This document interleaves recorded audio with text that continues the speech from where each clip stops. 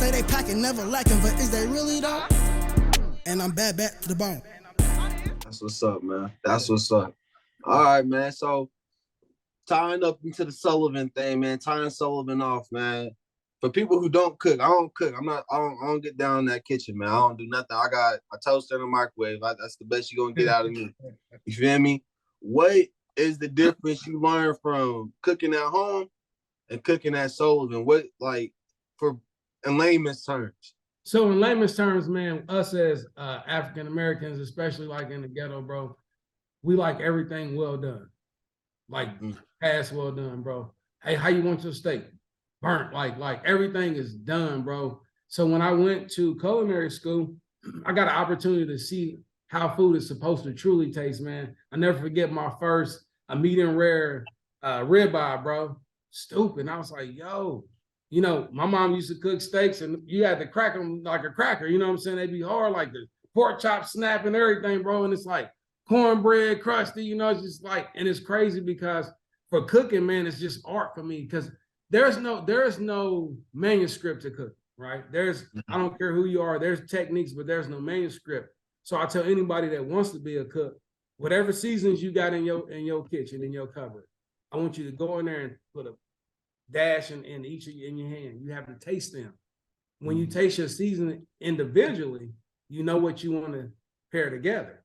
Then you know what you want to put on, say, chicken, beef, pork, whatever. And then that's how you start to get your cooking up. And now you want to figure out, okay, well, if I'm cooking a steak and I want it medium rare, maybe I'm going to go, 9 minutes on each side. And if I need to go a little longer, I will. Instead of just letting it burn on one side, you know what I'm saying? And then when you go outside, flames is up and then you got to turn it over. Like you should never cook your steak and then it's brown, start turning that like it's cooked at the top. It's already too done. So, it's just different things, man. And just being in the kitchen just allows me to express myself, not really talk, not really think, just to create, bro. And I love doing that. Awesome, man. Awesome. And obviously Sullivan presented you with certain opportunities that people who didn't get to go to school, culinary school, you got different opportunities than people who don't have that education. What kind of opportunities were presented to you after graduating from Sullivan? Man, you know what? I'm gonna be honest. I didn't take any of the opportunities that they presented. Like I could have probably gone on a cruise or something like that. But I was getting so much money outside, bro. Like, and Louisville was popping. I mean, and I had an older chick. Like, I'm not going on no cruise, bro. You know what I'm saying? I make $1,500 in a weekend, bro. I'm not going. You know what I'm saying? Like, who doing that? Like, right. It was different, bro. So like, what for me, the whole time I was in growing up poor, bro, the whole time I was in college, I was selling cell phones. So my commissions be so crazy, bro. I'm not it all the time. I always got bread, you know what I mean? And then, matter of fact, this is how it happened. I was Basham in the mall. It ain't even there no more. Basham in the mall, bro. It was, hey, that mall used to pop. So I go in there. I go buy me a prepaid phone at the time. It's a PowerTel. I sold 2 phones while I was in the middle of buying mine. Dude was like, how you do that? I was like, just talk to him. He was like, you want a job? Bro, back then it was $25 per phone you sold for commission. And if you did something else, it was 40 on top of your hourly. You imagine what them commission checks was looking like, bro? So I'm happy. There's no reason for me to go in the kitchen and make no little bit of money. And then I decided, I was like, bro, I'm not working in the kitchen. I'm gonna be a personal chef. That's all I'm gonna do. I'm not doing no kitchen stuff. And I had in my life maybe 3 kitchen jobs, bro. Every other job has been outside kitchen, been sales, transportation, never really cooking. Because for me, man, when I cook, bro, like you put your heart into something. People don't realize, bro, like everybody go grocery shop. But when you specifically go into the store and then you got to go to 2 or 3 different stores to get the precise ingredient that you need to make this dish come out, then you got to go home and prep it, then you got to cook it. All people do is sit down. They don't care what it took. They don't care about the preparation. They don't care about trimming the fat off the meat. They don't care about washing it. None of that, bro. It's time to do that, right? So I'm giving you my heart and my time through my hands, making sure this meal is on point with my palate and what I feel like it's gonna be straight for you to sit down and be like, oh, this is all right, like, you know what I'm saying? And that's just kind of the thing. So I didn't want to go into the kitchen when I'm, bringing home $2,000, every 2 weeks. selling cell phones. There was no point in doing that. So, but other than that, though, man, I did learn a lot, bro. I learned how to properly, like cook something, temperature, time. You want to know when food is in its temperature danger zone, when it's got at its most high risk of growing bacteria, so people don't get food poisoning. You learn that. You learn wine tasting. Like we had a French class where I learned how to make French bread and stuff like that. It was cool, man. I mean, it was just a good time. So I did learn a lot in school, but a lot of what I learned in school, I'm kind of, I use some of it, but I don't use all of it. That makes sense. And there's, Right. what I mean? I don't make my own sausages. I don't make, fried breads and stuff like that. People that I service ain't into that kind of deal, but I do what they ask me. That's what's up. That's what's up. So, okay, cool. So over 20 years of experience, man. You've been doing this for some time, man. This ain't no, when we talking about Sullivan, that's early 2000s, it's 2023, man. You've been doing this for some time. You big chef for a reason, man. Yeah. I didn't have my degree for 20 years now, bro. I graduated in 2003. Dang, congrats. Hey, there you go, man. Yeah. Congratulations on that, man. That's 28, 2 decades, man. I'm 26. So yeah, man, you've been doing this since, like I said, I was a young gun, man. Yeah, bro. What's some of the cool, so can you name some of the celebrities, some of the jobs that you had? All right. Have you ever been to Menards? Yep. Do you know what Menards is? Yep. So there's a guy named John Menard. He owns those Menards. I've cooked for him several times. I've cooked for a DJ Ace, which is Young Jeezy's DJ. Matter of fact, I think Young Jeezy did take some of it. I'm not sure. I've cooked for Little TJ. I got a video with him saying I was the best chef in Phoenix. I've cooked for a slew of NFL players, bro. And just the list is crazy. Chip Ganassi. Oh man, matter of fact, I cooked for the French ambassador one time, bro. They had Secret Service at this party, you know what I mean? So it's just been crazy, man, like a lot of people. All right, man. Yeah, doing my research, I seen Fat Boy SSC on there. I got him ice and cupcakes, bro. We gotta wait till the video come out, bro. He's like, hey man, let me see this. He putting icing on them things, bro. That's gonna go, bro. Yeah, he was super cool. Fat Boy SSC, that's my guy, bro. He's funny as hell, man. Funny as hell. Hey man, I was making him mad because I was calling him Big Boy, and I didn't mean it in no disrespect, but he corrected me twice, and I had to make sure I got that Fat Boy right, bro, because that's his brand. So shout out to Fat Boy SSC, man. I'm hoping that we can do some things in the future. But other than that, man, I just be trying to grind, bro, grind it out. Matter of fact, I cooked for I've cooked for Noel Gourdin.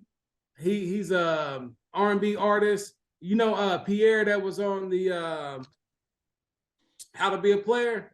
He was a licensed dude that I'm about to link up with him this Sunday coming up. So I'll be trying to tap in, bro, just a little bit. Man, one of the main things I'm getting from this conversation, man, is the hustle. You know what I'm saying? The hustle. It's not you got the school, you got the education that sets you apart from, it's nice to have on the resume, but you just said, you're not even using everything you learned in school. It's really you the reason why you got so much success. You're the reason why you got what's going on, man. It's all hustle, man. That's dope to hear, for real, man. Hey man, listen, man, the more inquisitive you are, the more you're gonna learn and the more you're gonna be able to do things. When I was in Louisville, bro, selling cell phones, making $2,000 a week, you know what I was doing as a side hustle? I had 2 side hustles. Bro, I used to hook up bootleg cable. I would climb the poles and hook the cable up. You know what I'm saying? Mm-hmm. And I love the ladies, so they gonna pay me and they gonna love on me too. Like it was a double whammy. Like, how can you lose? That was one hustle, bro. $50, man, I hook your cable up, and if it turned off, I got you one time. I'll come back and do it again. And so I in the middle of the night, bro, climb the pole up, boom, boom, and hit it, bro. Like it was just out the box hustling. I wasn't in the streets. I ain't selling dope. So to me, man, I was just getting it. And then, bro, I had a little plug for a little short span of time. They used to call me the Ticket Man. Have a Nice Day Cafe used to go crazy at like for 2 summers straight, bro. And I had some partners that was bouncers in there. Man, they would hand me like, I don't know, 50 VIP wristbands. I'm on the corner down the street. They want this amount in the door. I'm hitting them for this. So people calling me on Wednesday for Friday, bro. Hey, you got them? Absolutely. You know, so I'm in the corner. Man, I got a knot when I walk into the club. I never pay for a drink. Life was kind of like a movie. It was just easy, bro. It was just an easy time, man, to just, you know, get it in, man. And you know, what the only thing I feel like I didn't do right, bro, I didn't apply it the right way. Like I was smart enough to get it.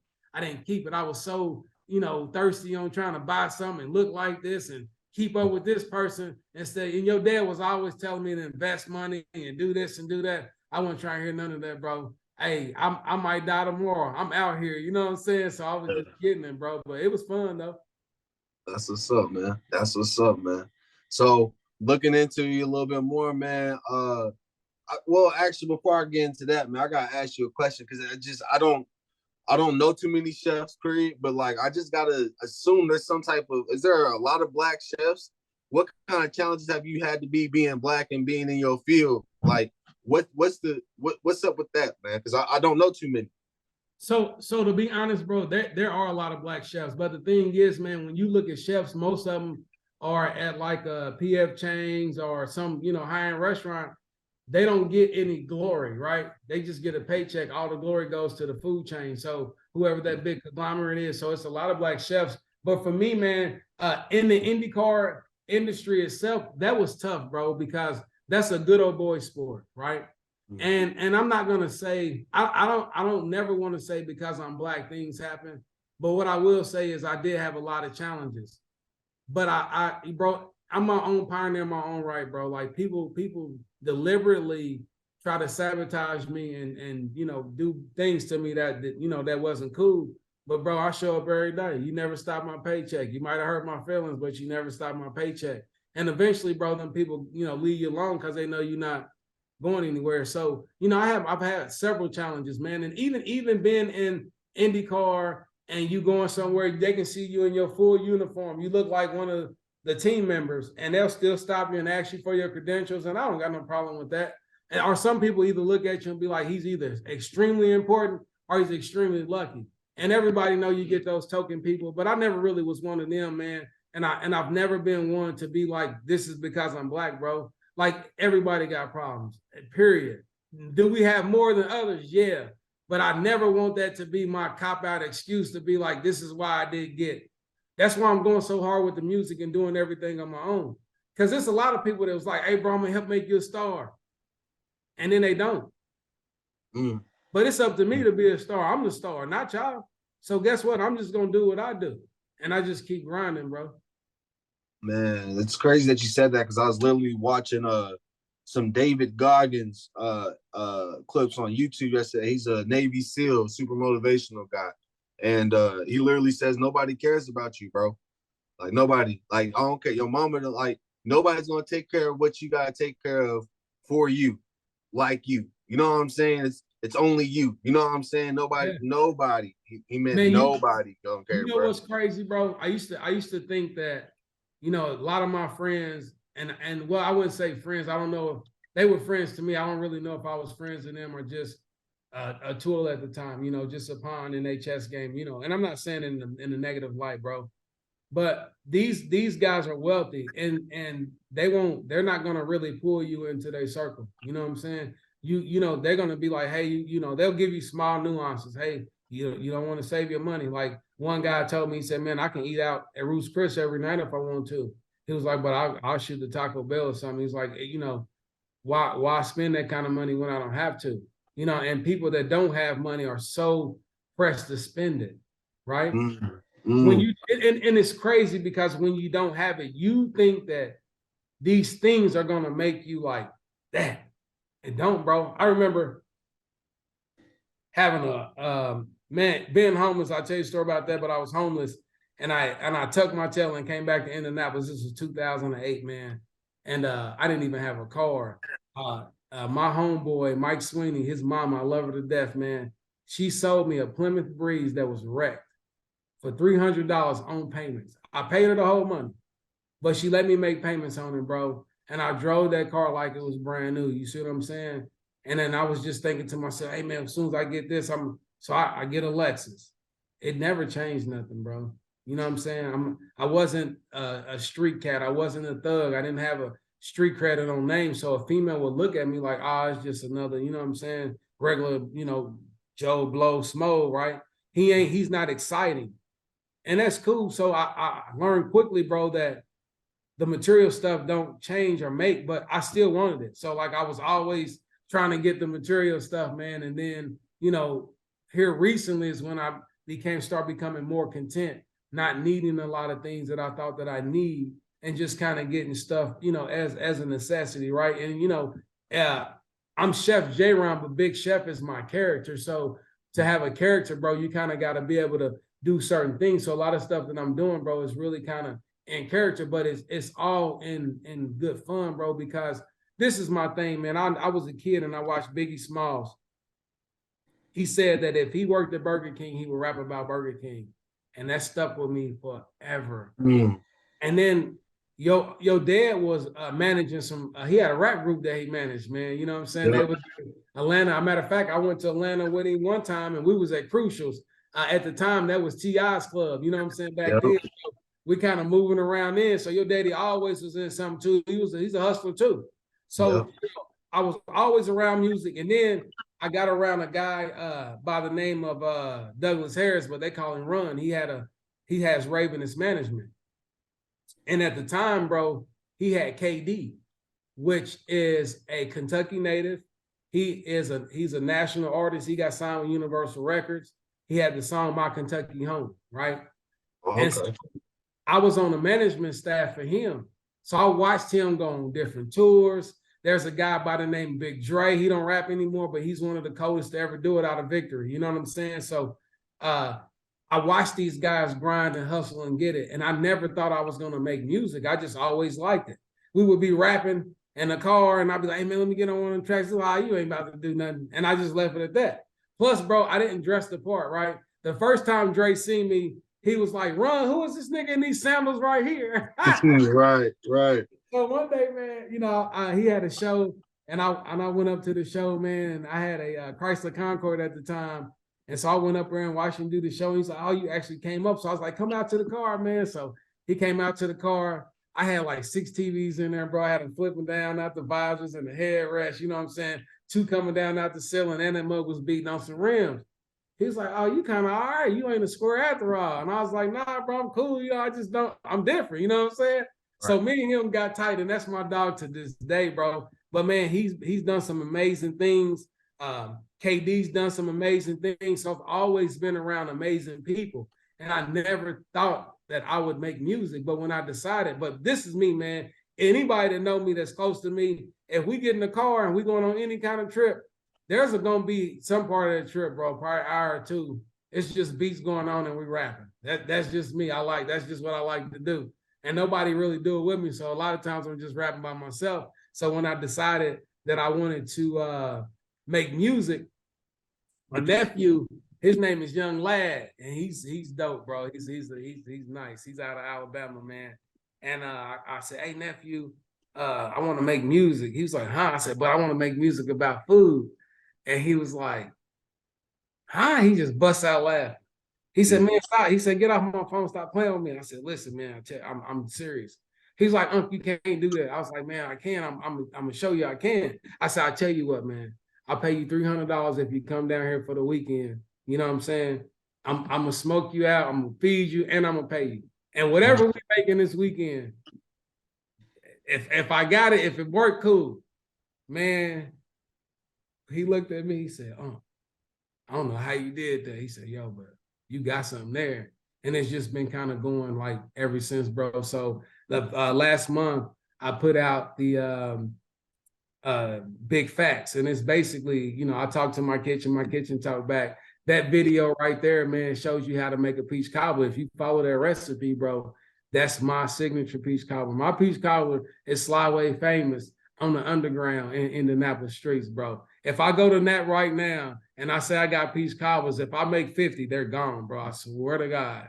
So, it was crazy because, he actually helped me with the arranging the song to be able to rap the recipe and make it make sense for people to understand it. So after he did, I was like, bet. And I just kind of been going ever since, bro. And it's just been kind of one of them things to where man, I can't stop, bro. I can't stop, bro. I'm about to send you a song really, real quick, if you don't mind, and you can check it out. This is one of my newest ones. I'm not finished with it, but definitely gonna let you check it out and see what you think. For sure, man. For sure, man. That's kind of just ties back into the hustling with you, man. Cause like most chefs, what would a regular chef do, right? They'll drop a what? Cookbook. And you made music, you got rap, you got, man, not only do you have the peach cobbler, you got the beef stroganoff too.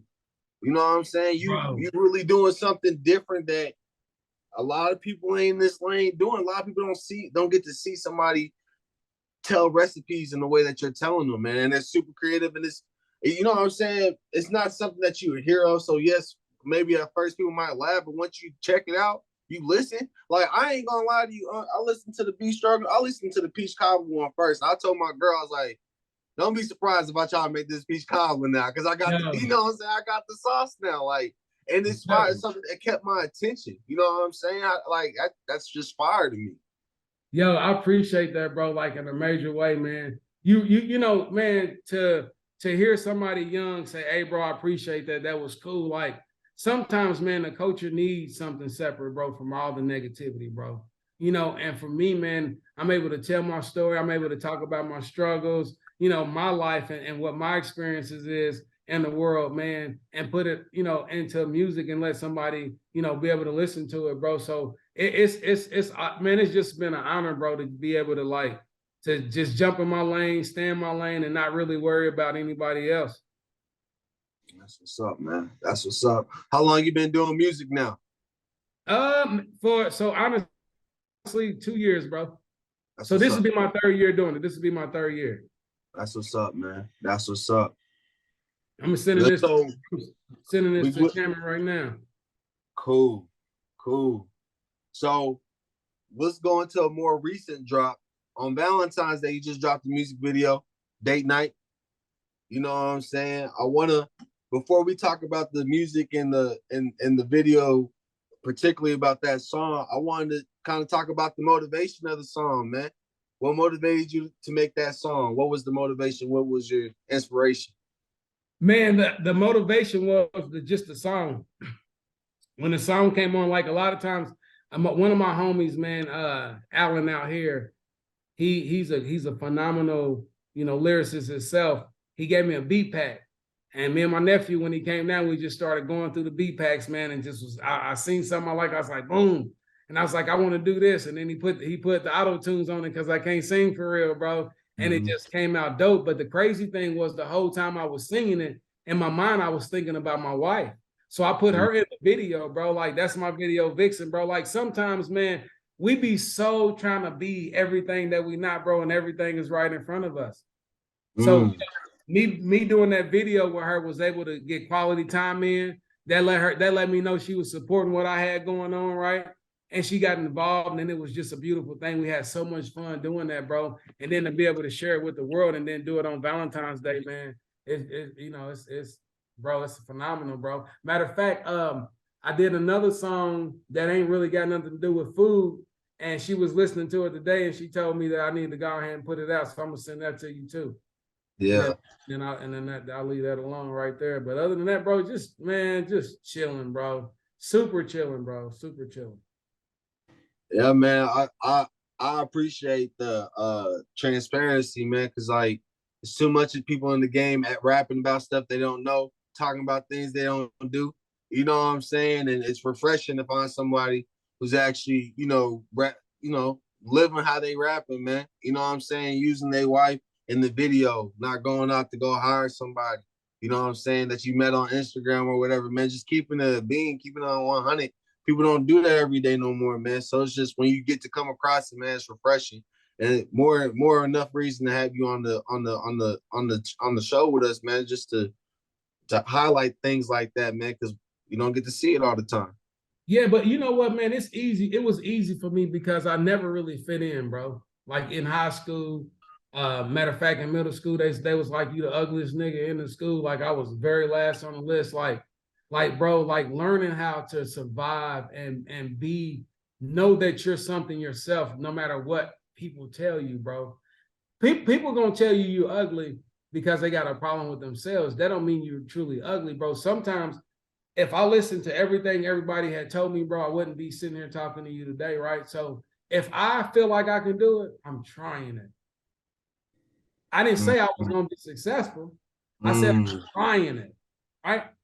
And that's the difference between me. So, man, you know, not fitting in high school, bro. Like, just I was a church kid trying to do all, be different, and they laugh. You know, everybody laugh. And then when I got to college, man, I just realized I just never was a guy, bro. Like, this is my thing, bro. I don't follow Jesus good. I would never be a good gang member. I would never be one of your good ride or die partners because I got my own mind, bro. And when I'm ready, bro, I'm out of here. Like, I'm not hanging around to benefit another individual. If I'm ready to go, I'm out of there. So to really do my own thing, bro, has really been liberating because it's making me stretch myself, bro. Like, dang, you make like, bro, I never in this world thought I'd make a music video. Music anyway, let alone a music video, bro. You see what I'm saying? Like, and I got several. Like, I can't even believe, bro. I'm like, dang, I got a lot of songs now. Like, it's just wild, right? So when you do something, over and over, and I've been at it for so long doing it, and it seems like I'm not getting ahead, but I just decided this year, bro, I'm putting it out there. That's it. You know what I'm saying? February 23rd is my birthday. This is 2023. Like, why not? 23 years, bro. You either gonna barbecue a meal, dude, man. And so I'm trying to barbecue, bro. That's what's up, man. That's what's up. I love to hear it, man. I love to hear it. So what the people can expect from me, Big Chef? What's coming out next from you, man? What's coming? What you got in the works? We rolling, bro. Like I'm like I said, I'm writing a movie right now. Working on that. I'm probably jumping a couple of plays. I got some skits coming, bro. I'm gonna start going to the park and cooking for people for free. You know what I'm saying? Rapping outside, like I'm really about to get and back active and involved with the community, bro. And just reaching out to kids, man. I really just want a kid to think, bro, like, hey, you don't have to go the street route to make music. You don't have to, go the street route and then do sports. It's not about that, bro. Like, I cooked forever before I even thought about doing music. I'm 40 years old, bro. I'll be 41 on my birthday. And I was like, hey, I'm gonna start making music. Not because I think I'm gonna make it, because that's what I enjoy. That was my passion. Cooking's always been a passion, and music has always been a passion. So me being able to bring them two together, bro, like it's time was nothing. Nobody can ever be like, oh man, but to me, bro, it was everything to me, and that's all that mattered to me, bro. I don't care about nothing else. And you know what, man? Like thinking about hip hop, like just hip hop in general, man. Like hip hop's always just been different. Like it was different when it first started popping. Like it was nothing you ever seen before. It was nothing like rock, country, none of that. Like it was its own wave, and like I feel like your story is hip hop, man. Like you always been different. You know what I'm saying? From middle school to high school to coming to Kentucky from being from Nap, you know what I'm saying? Like doing your own thing. Like your story's hip hop, so I don't see no reason for you not to do nothing. Like, you know what I'm saying?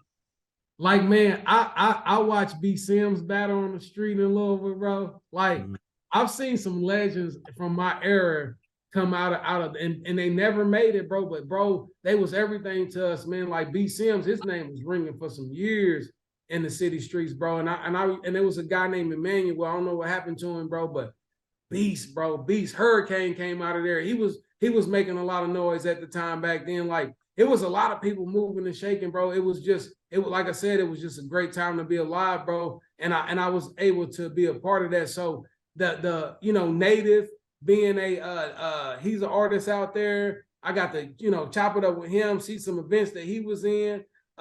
Fish Scale from Nappy Roots would come around. Like, bro, I got to see people just do their thing. And they didn't even know me. Like, I didn't know them. I was just a fly on the wall, you know what I'm saying? But I was in the mix, bro. Like, I never forget the Rustic Frog over in Jeffersonville, man. Yeah.